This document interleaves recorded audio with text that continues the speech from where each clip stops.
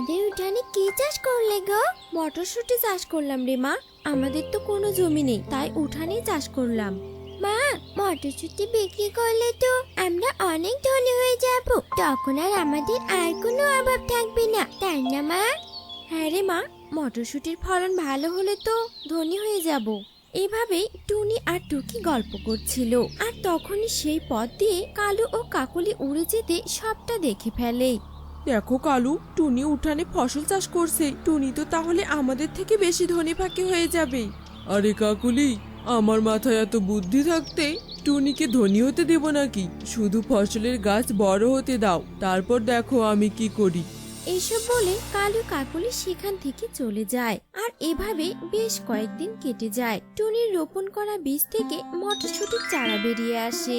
মা, আমাদের মটরশুঁটির চারা বেরিয়ে গেছে, আর কিছুদিন গেলে মটরশুঁটি ধরবে, তাই না মা?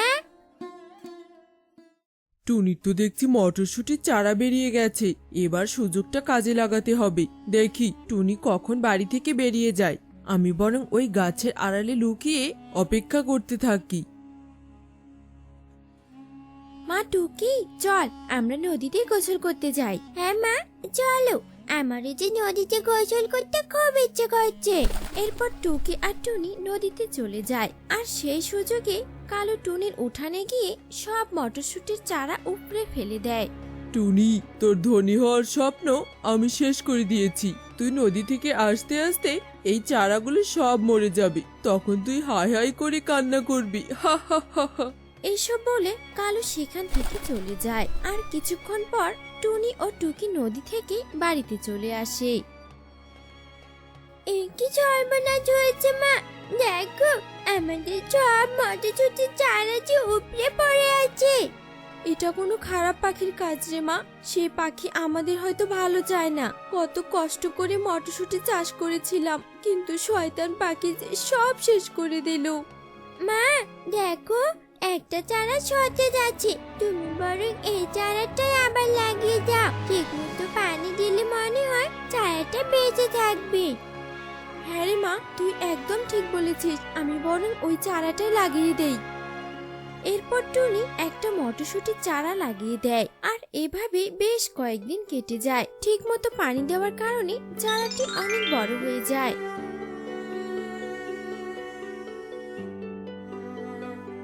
আমাদের রাজ্যে ফিরতে তো অনেক রাত হয়ে যাবে। আমি বরং ওই মটরশুঁটি গাছটায় ফুল হয়ে আজ রাতটা কাটিয়ে দিই। কাল সকাল হলেই রওনা দেব।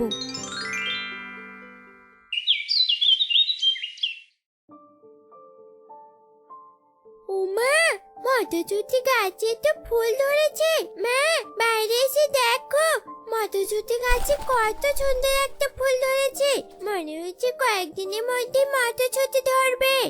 ওমা, সত্যি তো মটরশুঁটি গাছে ফুল ধরেছে। একটা মটরশুঁটি গাছ থেকে মটরশুঁটি বের হলে আবার সেগুলো আমরা বপন করে দেব। তাহলে আমাদের আরো অনেক মটরশুঁটি গাছ হবে। তখন আর আমাদের সংসারে কোনো অভাব থাকবে না। মা, এবার কিন্তু মটরশুঁটি গাছ থেকে আমরা কোথাও যাব না, নয়তো শয়তান পাখি আমাদের মটরশুঁটি গাছ কেটে দিয়ে যাবে। এই পাখিরা তো ভেবেছে সত্যি মটরশুঁটি গাছে ফুল ধরেছে, কিন্তু আসলে তো ফুল ধরেনি। এই ফুলটা যে আমি, সেটা তো ওরা জানে না। আমি বরং এদের সত্যিটা বলে দেই। তোমাদের মটরশুঁটি গাছে ফুল ধরেনি গো, আমি তোমাদের কাছে ফুল হয়েছিলাম। আসলে আমার রাজ্য তোমাদের বন থেকে অনেক দূরে। তোমাদের বনে ঘুরতে এসে অনেক দেরি হয়ে গেছে, তাই ভাবছি এখানে রাতটা কাটিয়ে দেব। আর সকাল হলে রাজ্যের উদ্দেশ্যে রওনা দেব। তাহলে আমাদের মটরশুঁটি গাছে ফুল ধরেনি? মন খারাপ করো না ছোট পাখি, আমি যাওয়ার আগে তোমাদের অনেক মটরশুঁটি গাছ দিয়ে যাব। সত্যি বলছো পরি? ইয়ে, কি মজা কি মজা! আমাদের উঠানে আবারও মটরশুঁটি গাছে ভরে যাবে। পরি, তোমাকে এভাবে ফুল হয়ে বাইরে থাকতে হবে না। তুমি আমাদের সাথে আমাদের ঘরে চলো। তোমরা আশ্রয় দিলে তো ভালোই হয়। আচ্ছা ঠিক আছে, তাহলে তোমাদের ঘরেই থাকবো। এরপর টুনি ও টুকি পরীকে নিয়ে তাদের ঘরে চলে যায়। আর এভাবে সেই রাত কেটে সকাল হয়ে যায়। তোমাদের অনেক ধন্যবাদ পাখি, আমাকে আশ্রয় দেওয়ার জন্য। এই নাও, তোমাদের এখানে অনেক মটরশুঁটি গাছ দিয়ে দিলাম। এগুলো গাছ চাইলে কেউ কাটতে পারবে না। আর যা মটরশুঁটি দেখতে পাচ্ছ, এগুলো কখনোই শেষ হবে না। সত্যি বলছো পরি, তোমাকে অনেক ধন্যবাদ। তুমি সাবধানে তোমার রাজ্যে ফিরে যেও, কেমন? আচ্ছা ঠিক আছে পাখি। চল মা, আমরা মটরশুঁটিগুলো তুলে নিয়ে বাজারে যাই।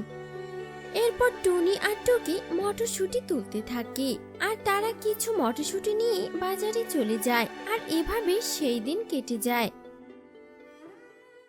মা, আমাদের ঘরটা তো ভাঙা চোরা, ঝড় আসলেই ঘরটা ভেঙে মাটিতে পড়ে যাবে।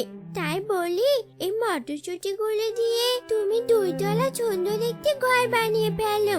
1 তলায় উঠে আমরা পুরো বন দেখবো, আর 1 তলায় আমরা থাকবো। আচ্ছা ঠিক আছে রে মা, চল সেটাই করি। এরপর টুনি আর টুকি মটরশুঁটি তুলে বাড়ি বানানোর কাজ শুরু করে দেয়। আর এক পর্যায়ে তারা সুন্দর একটি 2 তলা বাড়ি বানিয়ে ফেলে। আর তখনই সেই পথ দিয়ে কালু কাকুলি উড়ে যেতেই টুনির মটরশুঁটি 2 তলা বাড়ি দেখে তারা অবাক হয়ে যায়। এ কি কালু, আমি যা দেখছি তুমিও কি তাই দেখতে পাচ্ছ? টুনি তো দেখছি মটরশুঁটি দিয়ে 2 তলা বাড়ি বানিয়ে ফেলেছে, কিন্তু তুমি তো টুনির মটরশুঁটির চারাগুলো উপরে ফেলে দিয়েছিলে। তাহলে টুনি এত মটরশুঁটি কোথায় পেলো? আমিও তো কিছু বুঝতে পারছি না কাকুলি, টুনি কি করে এত মটরশুঁটি পেলো?